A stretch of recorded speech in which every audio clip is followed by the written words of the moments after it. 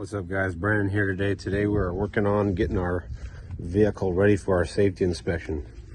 So it became obvious to me that the back brake light on the side marker was not working. So I went ahead and popped the cover off, and guess what? You can't just change the bulb on these things. So it's a little bit more labor intensive, but not that big of a deal. I'm hoping that the light I got is the same one that matches it. So I'm gonna go ahead and pull it off, kind of show you guys how to test it. It's a pretty simple process. You are gonna wanna pick yourself up a multimeter.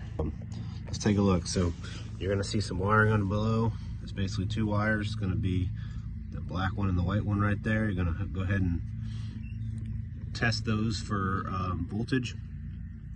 You wanna hook your truck up, turn your brake lights on, make sure you got power to the other side brake, so the other brake lights on, and we'll go ahead and just break these free and see if we got voltage. And if we got voltage, then it's probably something to do with this light little LED circuit board looking thing.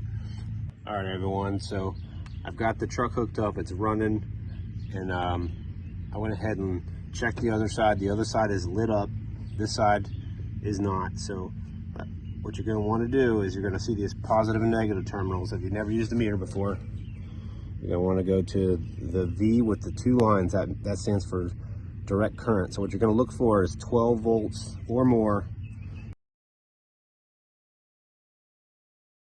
So you should be seeing right around 12 to 13 volts. 13 volts is a little high because it's charging your battery, and that's usually what happens when you want to charge. So as long as you got voltage there, your problem is the light fixture's bad. So what you're going to want to go ahead and do is replace it. Alright, so before I pull this thing off, I just want to show you guys. So I got this fixture here from walmart.com. I'll put a link in the description. It appears to be almost identical, just a little bit shinier, you know, less miles. I believe it's like a 3-inch is what they're calling it, so it should be good to go.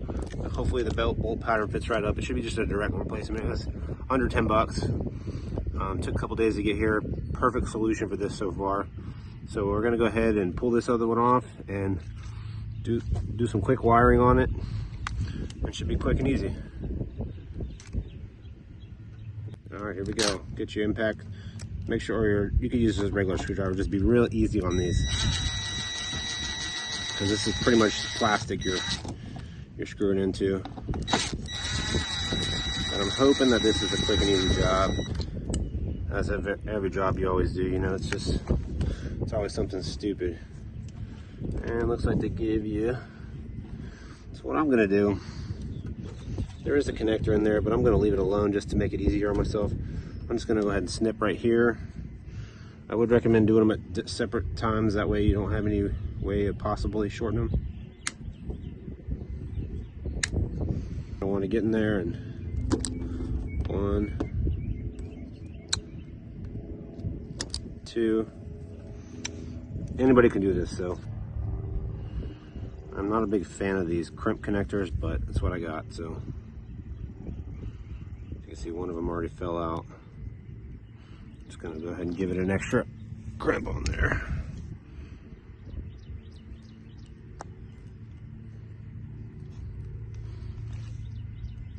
I want to give these a tug.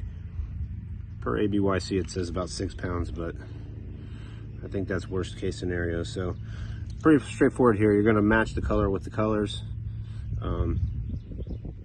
Pretty easy to do here. Go ahead and put one on there. This kind of gets a little tricky. You got to kind of balance it without letting it come out. It's not something you can't do. All right, and just give a little tug on there. Feels good. These particular connectors are actually heat shrink. So if you can see there, I got about a 1/4 inch, maybe a little bit more, just enough to get on that lug catch. Actually, you know what? I'm going to pull a little bit more. That one looks a little short.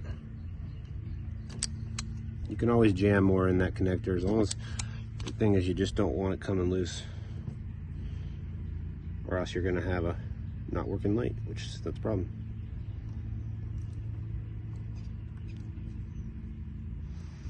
I like to twist these up a little bit just so they seem to feed in the,